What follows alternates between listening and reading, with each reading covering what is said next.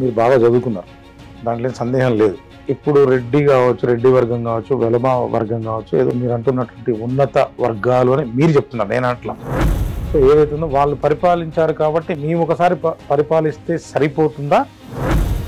ఏ రకంగా మాకు అంటే రాజ్యాధికారం అంటే రాజ్యాన్ని పరిపాలించడం, రాజ్యం అంటే మన రాష్ట్రం అనుకున్నాం. ముఖ్యమంత్రి పీఠం ఒక్కటి మార్చితే కాదు కదా, ఏం మార్చాలని చేసుకుంటారు తీసుకుంటారు సార్. వద్దని చెప్పట్లేదు కదా, మనం అప్ప చెప్పడం కూడా చేసుకొని పోతాడంటే దేశం వెళ్ళిపోతుందో తెలుసా. సన్న బియ్యం పంచుతున్నాం అనే ఒక అడిగి ప్రచారం జరగకుండా అందరు కలిసి ఓట్లు వేయాలా, కొన్ని నియోజకవర్గాలు ఎస్సీకి పెట్టుకుంటాం, ఆ ఎస్సీ ఎమ్మెల్యే మాత్రమే ఉంటాడు, ఆ ఎస్సీ ఎమ్మెల్యేకి అందరూ ఓట్లు వేసుకోవాలి అనేది గాంధీ ద్వారా అంబేద్కర్ సంకల్పం చెల్లా చెదరైపోయి ఇప్పటిదాకా బీసీలతో రాజకీయ ప్రయోజనాలు పొందినది ఏ కులము మీరు చెప్పాలి. అందరూ ఏకకంఠంగా ముక్తకంఠంగా బీసీలంతా చెప్పేది ఏంటంటే మున్నూరు కాపులు అని చెప్పారు. ఊర్లో ఉన్న ఓట్లు మొత్తం రెడ్డి గర్వ చేతిలో ఉంటుంది. బీసీఎస్సీలు బొమ్మలు కదా, టీచర్ కరెక్ట్ ఉంటే సమాజాన్ని ఇష్టం వచ్చినట్టు మార్చుకోవాలి. అది మీరేనా?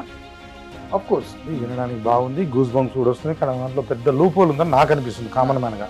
కాంగ్రెస్ పార్టీలో కాంగ్రెస్ దాంట్లో మీకు సంబంధించిన ఎస్సీ ఎస్టీ జ్ఞానేతలు ఆ పార్టీలో పోతారు, బీజేపీ వాళ్ళు బీజేపీలో పోతారు, బీఆర్ఎస్ రేపు పొద్దున బీఆర్ఎస్ లేకపోతే కాంగ్రెస్ బీజేపీ అధికారంలోకి వస్తుంది. మీరు ఎట్లా అధికారం చేయించుకుంటారనేది చిన్న కన్ఫ్యూజన్ ఇక్కడ నాకు.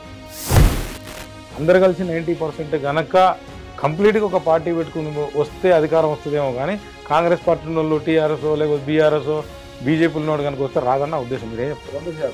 అంటే ఇడ్లీ సాంబార్ గో బ్యాక్ కాదు, రెడ్డి రావులు గో బ్యాక్. అదే అగ్రవర్ణ గో బ్యాక్, రెడ్డి రావులు గో బ్యాక్. తెలంగాణ గడ్డ మీద బీసీఎస్సీ రాజ్యం రావడానికి మహాప్రలయం కూడా వస్తుంది, ప్రళయం కూడా వస్తుంది, సమస్య